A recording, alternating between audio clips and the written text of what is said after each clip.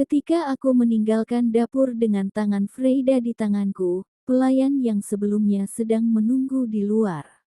Silakan mandi sebelum berkeliaran ke semua tempat, jika Anda berkenan. Ya ampun, sepertinya Main dan Jude berpikiran sama, Freida terkikik sambil berjalan. Jude sudah menyiapkan air panas untuk kami, karena memperkirakan kami akan kotor saat memanggang manisan. Dia memegang sebuah kotak berisi pakaian ganti, handuk, dan toples rinsam saat dia membawa kami ke kamar mandi. Silakan ikuti saya.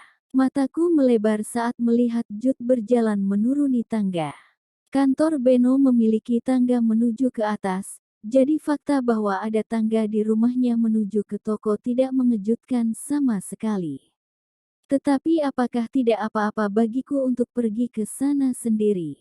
Aku diam-diam meminta konfirmasi Freida. Bukankah tangga ini akan membawa kita ke toko? Jangan khawatir.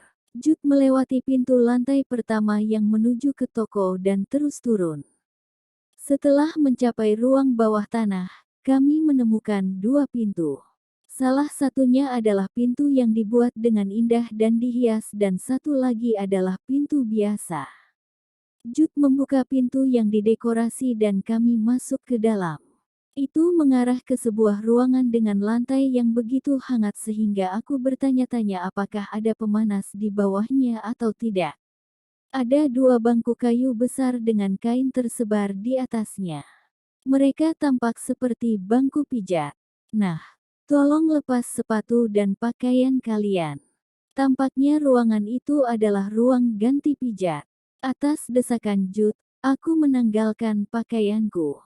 Freida melepas pakaiannya juga dengan bantuan Jude. Kami kemudian melewati pintu lain, yang mengarah ke bak mandi berukuran layak. Itu seukuran satu onsen keluarga Jepang, dan 2 hingga 3 orang dewasa bisa muat di dalamnya dengan kaki terentang. Wah, apa ini? Aku tidak menyangka akan melihat bak mandi yang begitu mewah dan secara refleks berseru kaget, yang bergema di seluruh ruangan. Lantainya terbuat dari marmer putih dan bak mandi yang terbuat dari bahan serupa itu berembus uap. Di ujung bak mandi ada patung seorang gadis memegang toples, dan air panas mengalir keluar darinya. Air meluap dari bak dengan kecepatan yang sama seperti air baru dituangkan, sehingga air tetap hangat. Langit-langitnya diberi ubin dan sebuah jendela, yang terletak di bagian atas dinding, membiarkan sinar matahari masuk. Cahaya itu terpantul dari marmer putih dan memberi ruangan suasana yang cerah. Aku membeku di ambang pintu karena terkejut, yang membuat Freida tertawa geli dan melewatiku untuk masuk ke bak mandi. Ahaha, kaget. Kakekku membuat ulang desain kamar mandi yang dia lihat di villa bangsawan. Aku biasanya tidak memakainya, tapi karena besok adalah pembaptisanku, dia memberiku izin khusus. Ada bak mandi asli di sini. Aku belum pernah memasuki bak mandi selama lebih dari setahun, dan sekarang ada bak mandi di depan mataku.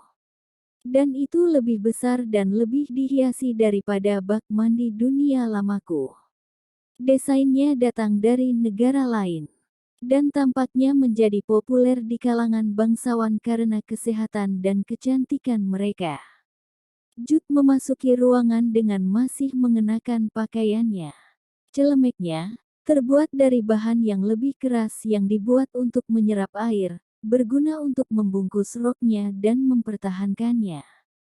Dan dia melakukannya, melilit roknya agar tidak basah. Jude jelas akan mulai membasuh Freida, jadi aku buru-buru mengeluarkan rinsam.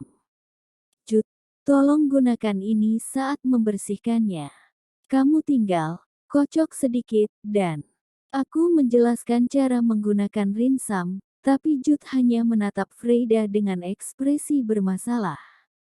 Jude, kurasa tidak apa-apa jika Main yang membasuh rambutku hari ini. Apakah Anda yakin Anda baik-baik saja dengan itu? Jude menyingkir, jadi aku mulai membersihkan rambut Freida. Sementara itu Jude mengoleskan sabun ke handuk dan mulai membersihkan tubuh Freida. Bila kau memiliki banyak air panas seperti ini, kau bisa meletakkannya di tanganmu dan mengoleskannya ke rambut secara langsung. Gosokkan jari-jarimu ke kulit kepalamu, hati-hati agar kukumu tidak menggores apapun. Itu menggelitik, tapi terasa cukup menyenangkan. Aku bisa membayangkan bahwa Jude menjaga Freida tetap rapi. Rambutnya sejak awal memang lembut dan sedikit halus. Mungkin rinsam ini terbuang sia-sia untuknya. Mungkin saja para bangsawan sudah begitu peduli dengan kebersihan sehingga rinsam tidak akan laku dengan baik. Aku mungkin perlu melaporkannya kepada Beno, pikirku sambil membersihkan rambut Freida. Setelah membersihkan semuanya, kau perlu membilas rambutmu. Lakukan secara menyeluruh untuk menghilangkan semua rinsam dari kulit kepalamu, jelasku. Setelah itu Jude membersihkan gelembung-gelembung dari tubuh Freida dengan ember. Dengan tubuhnya yang sekarang sudah bersih, Freida berjalan ke bak mandi dan memasukinya dengan percikan. Aku menunggu untuk melihat apa yang akan dia lakukan. Dan segera dia menyandarkan kepalanya di tepi bak mandi dengan rambut tergerai di tepinya. Jude mengambil rambutnya dan membilasnya dengan hati-hati. Oh, jadi begitulah cara dia melakukannya. Aku senang aku tidak menawarkan untuk membilasnya dan kemudian menuangkan seember air ke kepalanya. Itu akan menjadi buruk. Jude selesai membasuh rambut Freida sementara aku masih mencerna apa yang dia lakukan. Berada di suatu tempat dengan akses mudah ke air panas merupakan hal bagus. Freida selesai dibersihkan, jadi aku mengulurkan tangan ke rinsam untuk mencuci rambutku. Freida meninggalkan bak mandi dengan mata bersinar dan berjalan mendekat. Aku juga ingin mencoba mencuci rambutmu, Main. Haruskah seorang gadis kaya benar-benar melakukan sesuatu seperti itu dengan orang biasa?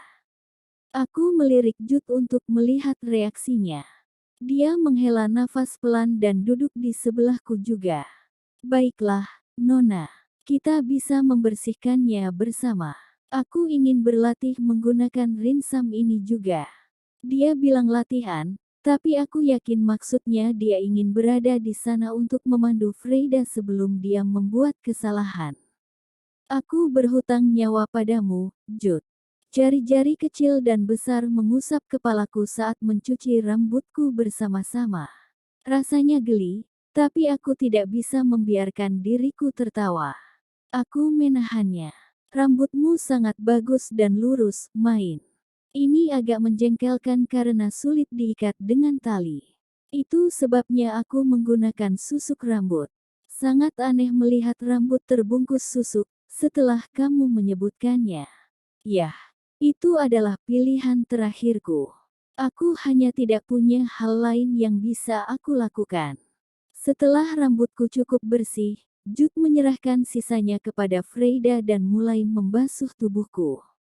Aku tidak dapat melarikan diri karena Freida masih di sana, jadi aku hanya duduk diam dan membiarkannya membasuhku.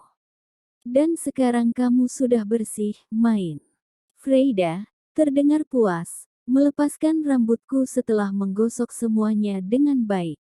Tapi sebelum aku bisa mengambil ember itu, Jude dengan cepat mengambilnya. Jadi, silakan masuk ke bak mandi agar saya bisa membilas rambut Anda. Aku bisa melakukannya sendiri. Anda adalah tamu kami. Izinkan saya melakukannya. Diserang dengan senyumnya yang tak tergoyahkan, aku masuk ke bak mandi dan menyandarkan kepalaku di tepi seperti yang dilakukan Freida. Rambutku tergerai dan Jude dengan hati-hati membilasnya. Tangan lembutnya dan air hangat menyentuh kulit kepalaku. Aku bisa membayangkan bahwa Jude selalu membantu Freida mandi. Dia berpengalaman dan terampil, sampai-sampai aku hampir tertidur. Ini seperti spa. Terasa sangat nikmat. Main. Bagaimana kau membersihkan rambut tanpa kamar mandi? Tanya Freida, membuatku kembali ke dunia nyata. Ini bukan spa. Aku tidak boleh tidur. Aku mencari dari mana suara Freyda berasal dan melihat bahwa dia juga masuk ke bak mandi dan beringsut di sebelahku, dengan kepalanya dalam posisi yang sama. Aku melihat uap yang melayang ke ubin langit-langit yang dihias dan menjelaskan bagaimana aku biasanya membersihkan rambut. Aku biasanya mengisi ember seukuran setengah dari embermu dan mencampur rinsam ke dalamnya. Aku lalu mencelupkan rambutku ke dalam ember dan menggosoknya saat basah kuyup.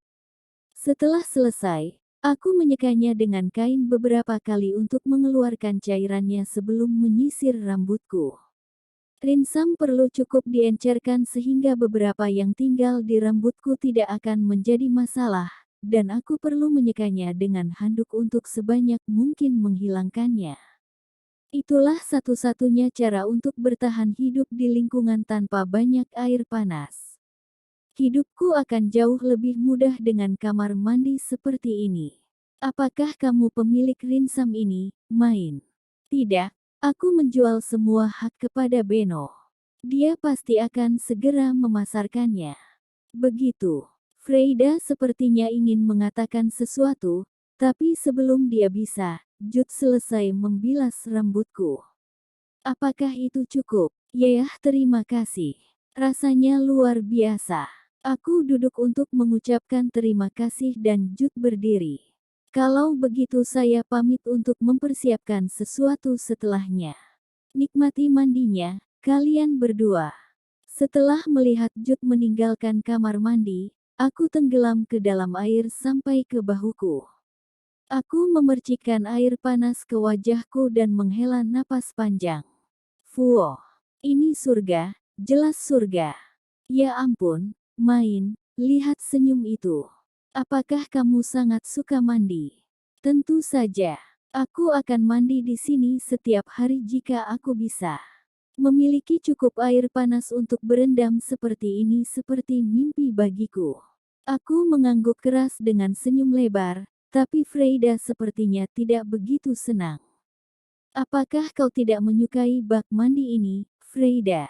Aku bukannya tidak menyukainya, tapi di sini panas, dan kepalaku selalu berputar setelah selesai. Oh, kau kepanasan.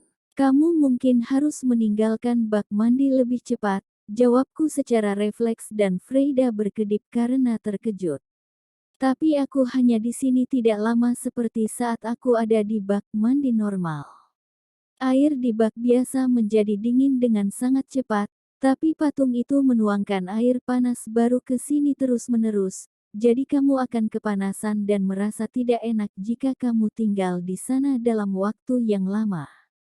Mengapa kamu tidak mencoba pergi lebih cepat kali ini?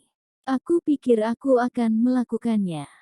Freyda dan aku meninggalkan bak mandi cukup awal.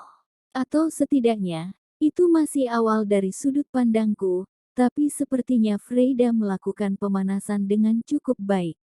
Seluruh tubuhnya merona merah jambu. Apakah kamu merasa baik-baik saja? Apakah kepalamu berputar? Aku baik-baik saja kali ini. Jud menawarkan untuk memberi kami pijatan dengan minyak wangi setelah kami selesai, tetapi aku menolak. Kedengarannya menarik, tetapi dalam kasusku, aku tidak akan memiliki bak mandi untuk masuk sesudahnya. Aku tidak tahu apakah Tuli akan dapat menghapus semuanya dariku begitu aku sampai di rumah. Aku mengenakan pakaianku, menyisir rambutku, dan melihat Freyda dipijat. Aku tidak percaya kamu juga dipijat. Itu sangat mewah.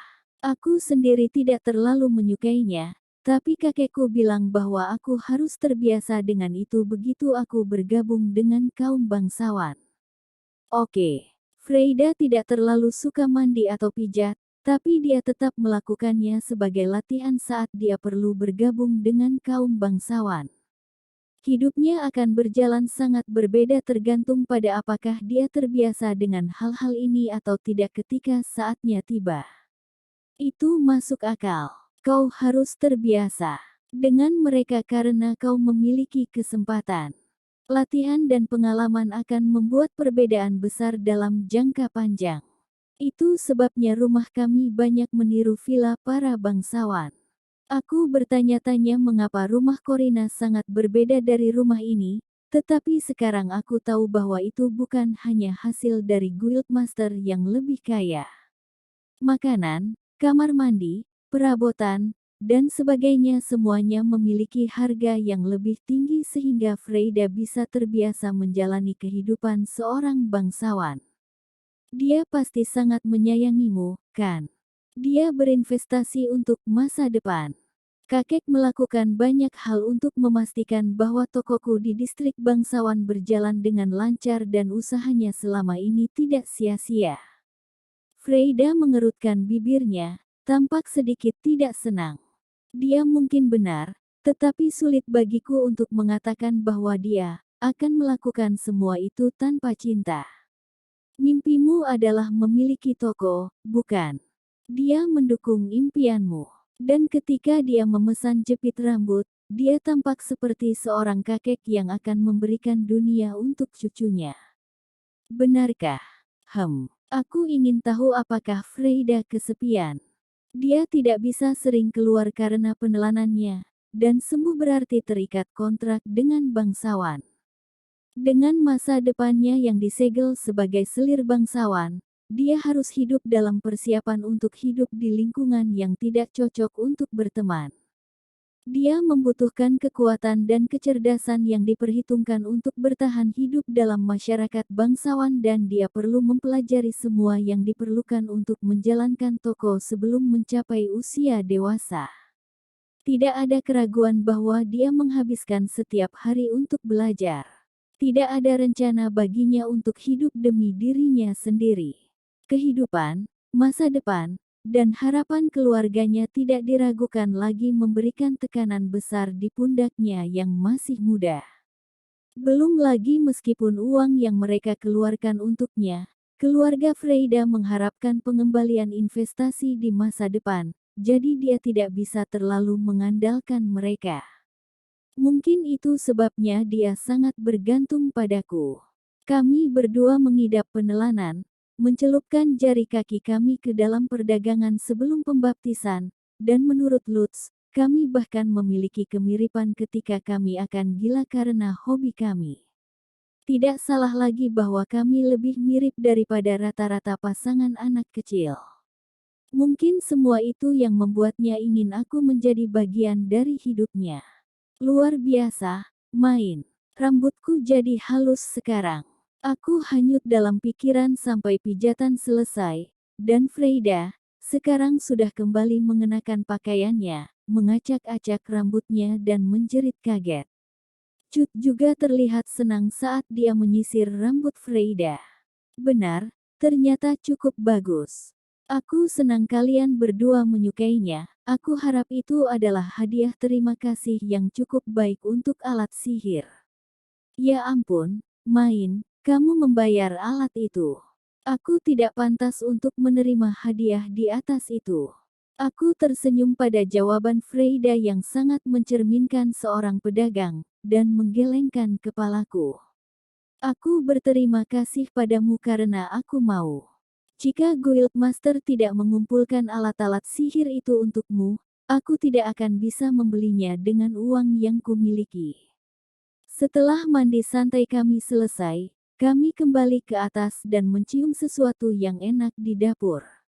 Tampaknya Leise memberikan resep kue pon ronde 2. Ini salah satu resep yang tidak ingin aku lupakan, loh, katanya. Aku tersenyum pada senyum percaya diri Leise. Aku akan senang jika resep itu berhasil dan kue menjadi lebih umum, jadi dia mendapat dukunganku. Freida tampak sangat bersemangat melihat kue pon kedua. Karena kamu membuat yang baru, bisakah kita makan yang sudah kita buat? Aku ingin menikmati teh dengan main. Tentu, aku akan menghidangkannya segera. Lutz tiba tepat ketika kami sedang menyiapkan teh di ruang makan. Hei, main. Sungguh baunya enak di sini. Aku tertawa sendiri, Membayangkan Lutz datang sejauh ini karena mencium bau kue, tetapi dia menyipitkan matanya dan menatapku. Main. Kau telah memaksakan diri hari ini. Jangan lakukan terlalu jauh hanya karena demammu turun. Segera tidur. Kau akan sakit karena kelelahan. Hah? Apa? Aku merasa baik-baik saja. Aku menepuk wajahku dengan bingung dan Lutz menggelengkan kepalanya, alisnya berkerut. Kau terlalu bersemangat hingga tidak menyadarinya. Kau tidak melakukannya dengan baik. Ya ampun, tapi kami baru saja menyerap panas penelanan dengan alat sihir dan semua yang kita lakukan hari ini hanyalah membuat manisan dan mandi. Freida menyebutkan apa yang telah kami lakukan hari ini dalam upaya membelaku. Begitu, baiklah. Kau adalah orang sehat yang terjebak dalam penelanan. Tapi main. Dia sakit-sakitan bahkan tanpa penelanan. Dia pingsan begitu sering sehingga sulit bagi kebanyakan orang untuk mengatakan apakah dia pingsan karena penelanan atau karena kelelahan, kata Lutz, menghela nafas dan menggosok pelipisnya. Freida dan aku secara refleks saling tatap. Apakah itu benar, main? Kamu tidak sakit-sakitan, Freida. Tampaknya kami berdua terlalu banyak berasumsi tentang satu sama lain. Freida mengira aku akan baik-baik saja jika penelananku disembuhkan, dan aku pikir Freida sama sakitnya denganku, jadi melakukan apa yang dia lakukan akan baik-baik saja untuk kesehatanku. Aku tidak tahu apa yang kamu maksud dengan mandi, tapi aku menduga karena ini adalah tempat baru yang kamu coba lihat dan lakukan semuanya. Aku belum melakukan sebanyak itu. Dalam keadaan normal, aku selalu tercekam oleh kecemasan tentang kesehatanku, dan memang benar bahwa aku telah menghindari memikirkannya dengan menggunakan Freida sebagai alasan. Aku dapat tahu di wajahmu bahwa kau telah melakukan terlalu berlebihan. Jangan lupa betapa lemahnya dirimu. Karena maksudku serius, kamu tidak boleh menjadi jauh lebih lemah. Apakah kamu harus terus memanggilku lemah seperti itu? Ini agak kejam. Itu kebenaran. Dan pikirkanlah, bukankah kamu akan pulang besok? Apakah kau tahu betapa marahnya keluargamu jika kau demam lagi di sini? Jika aku sakit di rumah Guildmaster setelah bermain-main terlalu berlebihan, aku akan menyia-nyiakan kebaikan mereka. Kegembiraan ayah akan terinjak-injak, ibu akan meneriakiku karena menjadi beban bagi keluarga Freida, dan Tuli akan menggelengkan kepalanya dengan kecewa, menanyakan mengapa aku tidak bisa duduk diam hanya untuk satu hari.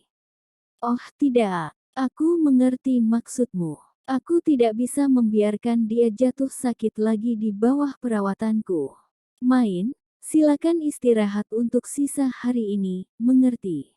Kata Freida dengan nada khawatir. Aku menjawab dengan mengangguk. Baik. Terima kasih sudah memperingatkanku, Lutz.